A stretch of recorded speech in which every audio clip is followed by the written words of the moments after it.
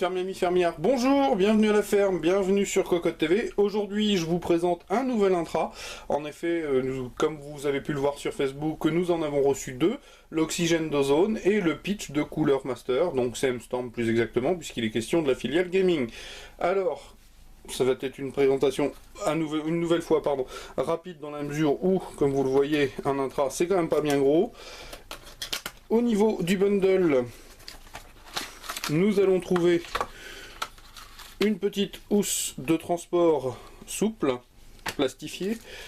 Dans un sachet en plastique, nous allons trouver un adaptateur 3,5 mm femelle vers 3,5 mm mâle en deux fois, plaqué or s'il vous plaît, des embouts de façon à s'adapter aux différents types d'oreilles.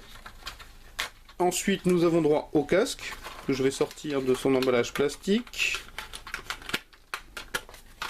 Voilà, je pousse tout ça.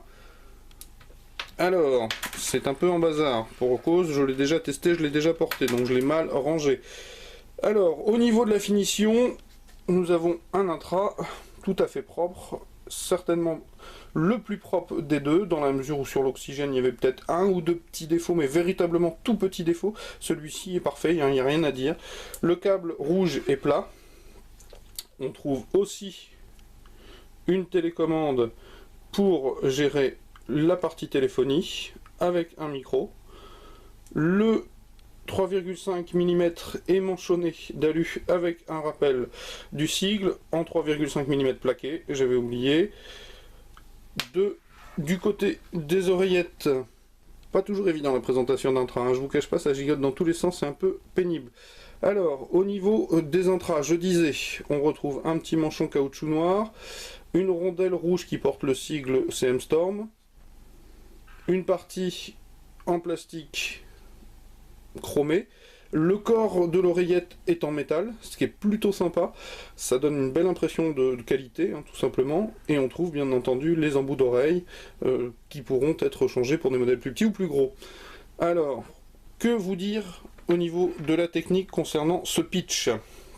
Le pitch couvre un spectre qui court de 10 Hz à 20 000 Hz. Il descend relativement bas et pour cause, je l'ai déjà écouté, je vais vous en parler après. Au niveau de l'impédance, c'est du 16 ohms. Au niveau de la sensibilité, 106 dB. Et je pense que j'ai à peu près fait le tour. Si j'ai oublié la taille et le diamètre des haut-parleurs, 10 mm. Alors pour l'avoir porté, pour l'avoir écouté, c'est le premier intra que j'ai eu l'occasion d'avoir, hein. Je suis resté, comme je le disais dans la vidéo précédente, assez circonspect par rapport à la qualité des intras. Pour une fois, on a un intra qui est carrément vraiment basseux. Peut-être même trop d'ailleurs, ce sera son plus gros défaut. La qualité de son est plutôt honorable, hein, pas de critique particulière, si ce n'est que véritablement la ligne basse occupe beaucoup d'importance et il peut être un petit peu pressurisant, je dirais, au niveau de l'écoute, donc un peu fatigant si on ne fait pas attention au niveau sonore, au niveau de volume, mais en tout cas, véritablement, le premier intra que j'ai eu sur les oreilles, dans les oreilles pour le coup, qui avait une ligne basse aussi puissante, j'en avais jamais vu.